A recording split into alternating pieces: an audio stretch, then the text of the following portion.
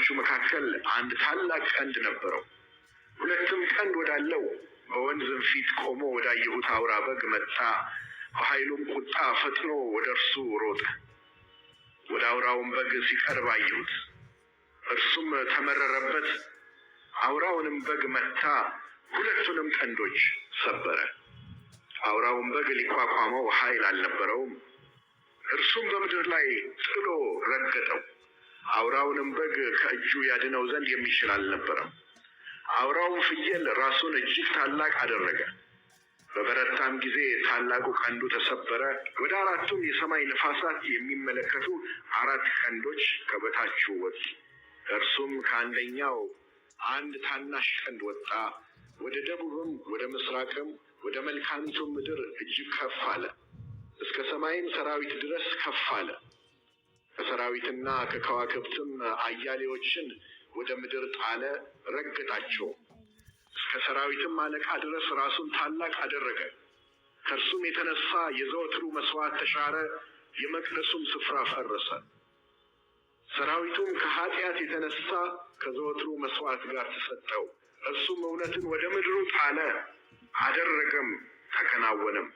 ከቅዱሳንም አንዱ ሲናገር ሰማሁ።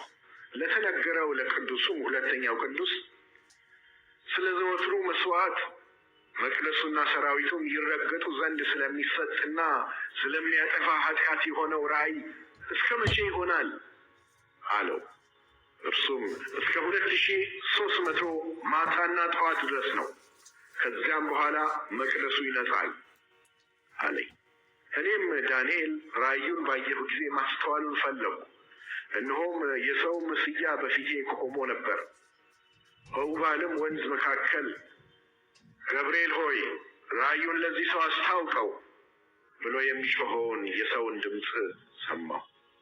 እኔም ወደ ቆምኩበት ቀረበ። በመጣም ጊዜ ፈርቼ በግንባሬ ተደፋው። እርሱም የሰው ልጅ ሆይ ራእዩ ለፍጻሜው ዘመን እንደሆነ አስተውል አለኝ። ሲናገረኝም ደንግጬ በምድር ላይ በግንባሬ ተደፋው።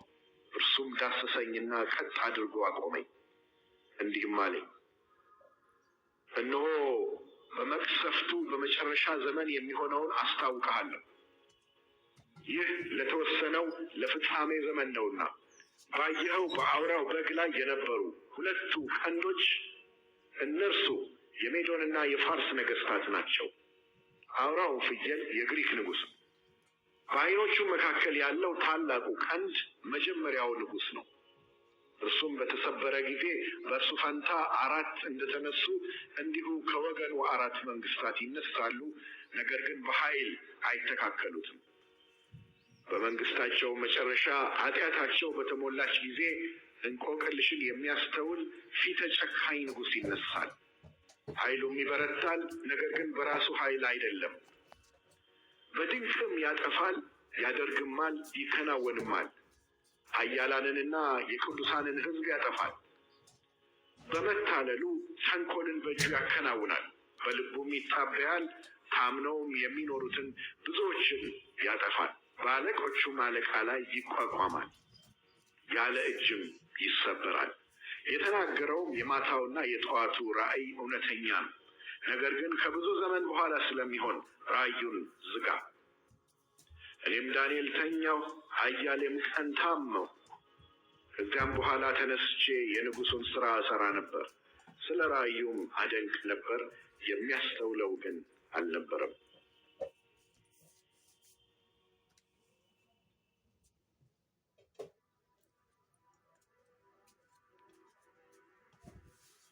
ምዕራፍ 9 በከለዳውያን መንግስት ላይ በነገሰ ከሜዶን ዘር በነበረ በሐሻዊሮስ ልጅ በዳርዮስ በመጀመሪያ ዓመት በነገሰ በመጀመሪያው ዓመት እኔ ዳንኤል የኢየሩሳሌም መፍረስ የሚፈጸምበትን 70ውን ዓመት እግዚአብሔር በቃሉ ለነቢዩ ለኤርምያስ የተናገረውን የዓመቱን ቁጥር በመጽሐፍ አስተዋልሁ።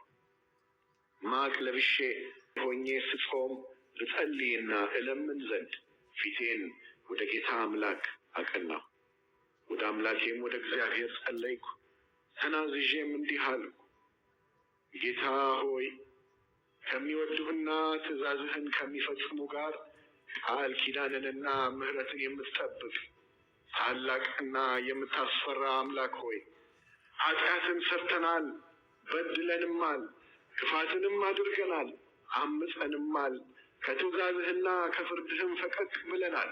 በስምህም ለነገሥታቶቻችንና ለአለቆቻችን ለአባቶቻችንም ለአገሩም ሕዝብ ሁሉ የተናገሩትን ባሪያዎችህን ነቢያትን አልሰማንም። ጌታ ሆይ ጽድቅ ለአንተ ነው። እንደ ዛሬም ለእኛ ለይሁዳ ሰዎችና በኢየሩሳሌም ለሚቀመጡ ለእስራኤልም ሁሉ በቅርብና በሩቅ ላሉት አንተን በበደሉበት በበደላቸው ምክንያት በበተንክበት አገር ሁሉ የፊት እፍረት ነው። ጌታ ሆይ በአንተ ላይ ኃጢአት ስለሰራን ለእኛና ለነገሥታቶቻችን ለአለቆቻችንና ለአባቶቻችንም የፊት እፍረት ነው። በእርሱ ላይ ምንም እንኳን ያመፅን ብንሆን በባሪያዎቹም በነቢያት እጅ በፊታችን ባኖረው በሕጉ እንሄድ ዘንድ የአምላካችንን የእግዚአብሔርን ቃል ምንም እንኳ ባንሰማ ለጌታ ለአምላካችን ምሕረትና ይቅርታ ነው። እስራኤልም ሁሉ ሕግህን ተላልፈዋል፣ ቃልህንም እንዳይሰሙ ፈቀቅ ብለዋል። በእርሱ ላይ ኃጢአት ሰርተናልና በእግዚአብሔር ባሪያ በሙሴ ሕግ የተጻፈው መሐላና እርግማን ፈሰሰብን። እጅግ ክፉ ነገርንም በእኛ ላይ በማምጣቱ በላያችንና በእኛ ዘንድ በተሾሙ ፈራጆቻችን ላይ የተናገረውን ቃል አጸና። በኢየሩሳሌምም ላይ እንደተናገረው ያለ ነገር ከቶ ከሰማይ ሁሉ በታች አልተደረገም። በሙሴም ሕግ እንደተጻፈ ይህ ክፉ ነገር ሁሉ መጣብን። ኃጢአታችንም እንመለስ እውነትህንም እናስብ ዘንድ ወደ አምላካችን ወደ እግዚአብሔር ፊት አለምን። ስለዚህም እግዚአብሔር ክፉ ነገሩን ጠብቆ በእኛ ላይ አመጣ። አምላካችን እግዚአብሔር በሚሠራው ሥራ ሁሉ ጻድቅ ነውና እኛም ቃሉን አልሰማንምና። አሁንም ሕዝብህን ከግብፅ ምድር በበረታች እጅ ያወጣ እንደ ዛሬም ቀን ዝና ለአንተ ያገኘህ ጌታ አምላካችን ሆይ ኃጢአትን ሰርተናል፣ ክፋትንም አድርገናል። ጌታ ሆይ ስለ ኃጢአታችንና ስለ አባቶቻችን በደል ኢየሩሳሌምና ሕዝብህ በዙሪያችን ላሉት ሁሉ መሰደቢያ ሆነዋልና እንደ ጽድቅ ሁሉ ቁጣህና መዓትህ ከከተማህ ከኢየሩሳሌም ከቅዱስ ተራራህ እንዲመለስ እለምንሃለሁ።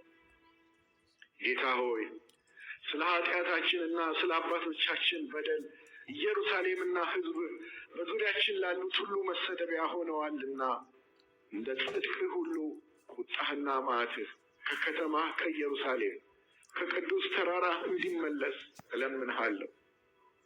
አሁንም አምላካችን ሆይ የባሪያህን ጸሎትና ልመናውን ስማ። ጌታ ሆይ በፈረሰው በመቅደስህ ላይ ስለ አንተ ስትል ፊትህን አብራ። አምላኬ ሆይ በፊትህ የምለምን ስለ ብዙ ምሕረትህ ነው እንጂ ስለ ጽድቃችን አይደለምና ጆሮህን አዘንብለህ ስማ፣ ዓይንህንም ገልጠህ ጥፋታችንና ስምህ የተጠራባትን ከተማ ተመልከት። አቤቱ ስማ፣ አቤቱ ይቅር በል፣ አቤቱ አድምጥና አድርግ። አምላኬ ሆይ ስምህ በከተማህና በሕዝብህ ላይ ተጠርቶአልና ስለ ሥራህ አትዘጊ። እኔም ገና ስናገርና ስጸልይ በኃጢአቴና በሕዝቤም በእስራኤል ኃጢአት ስናዘዝ በአምላኬም በእግዚአብሔር ፊት ስለተቀደሰው ስለ አምላኬ ተራራ ስለምን ገናም በጸሎት ስናገር አስቀድሜ በራእይ አይቸው የነበረው ሰው ገብርኤል እነሆ እየበረረ መጣ። በማታም መሥዋዕት ጊዜ ዳሰሰኝ፣ አስተማረኝም፣ ተናገረኝም፣ እንዲህም አለ። ዳንኤል ሆይ ጥበብንና ማስተዋልን እሰጥህ ዘንድ አሁን መጥቻለሁ። አንተ እጅግ የተወደድክ ነህና በልመናህ መጀመሪያ ላይ ትእዛዝ ወጥቶአል። እኔም እነግርህ ዘንድ መጥቻለሁ። አሁንም ነገሩን መርምር፣ ራእዩንም አስተውል። አመፃን ይጨርስ፣ ኃጢአትንም ይፈጽም። በእጆቹ መካከል አንድ ታላቅ ቀንድ ነበረው። ሁለትም ቀንድ ወዳለው በወንዝም ፊት ቆሞ ወዳየሁት አውራ በግ መጣ። በኃይሉም ቁጣ ፈጥኖ ወደ እርሱ ሮጠ። ወደ አውራውን በግ ሲቀርብ አየሁት። እርሱም ተመረረበት፣ አውራውንም በግ መታ፣ ሁለቱንም ቀንዶች ሰበረ። አውራውን በግ ሊቋቋመው ኃይል አልነበረውም። እርሱም በምድር ላይ ጥሎ ረገጠው። አውራውንም በግ ከእጁ ያድነው ዘንድ የሚችል አልነበረም። አውራውን ፍየል ራሱን እጅግ ታላቅ አደረገ። በበረታም ጊዜ ታላቁ ቀንዱ ተሰበረ። ወደ አራቱም የሰማይ ነፋሳት የሚመለከቱ 4 ቀንዶች ከበታቹ ወጡ። እርሱም ከአንደኛው አንድ ታናሽ ቀንድ ወጣ፣ ወደ ደቡብም ወደ ምስራቅም ወደ መልካሚቱም ምድር እጅግ ከፍ አለ፣ እስከ ሰማይም ሰራዊት ድረስ ከፍ አለ። ከሰራዊትና ከከዋክብትም አያሌዎችን ወደ ምድር ጣለ፣ ረገጣቸው። እስከ ሰራዊትም አለቃ ድረስ ራሱን ታላቅ አደረገ። ከእርሱም የተነሳ የዘወትሩ መስዋዕት ተሻረ፣ የመቅደሱም ስፍራ ፈረሰ። ሰራዊቱም ከኃጢአት የተነሳ ከዘወትሩ መስዋዕት ጋር ተሰጠው። እርሱም እውነትን ወደ ምድሩ ጣለ፣ አደረገም፣ ተከናወነም። ከቅዱሳንም አንዱ ሲናገር ሰማሁ። ለተነገረው ለቅዱሱም ሁለተኛው ቅዱስ ስለ ዘወትሩ መስዋዕት መቅደሱና ሰራዊቱም ይረገጡ ዘንድ ስለሚሰጥና ስለሚያጠፋ ኃጢአት የሆነው ራእይ እስከ መቼ ይሆናል አለው። እርሱም እስከ 2300 ማታና ጠዋት ድረስ ነው። ከዚያም በኋላ መቅደሱ ይነጻል አለኝ። እኔም ዳንኤል ራእዩን ባየሁ ጊዜ ማስተዋሉን ፈለጉ። እነሆም የሰው ምስያ በፊቴ ቆሞ ነበር። በውባልም ወንዝ መካከል ገብርኤል ሆይ ራእዩን ለዚህ ሰው አስታውቀው ብሎ የሚጮኸው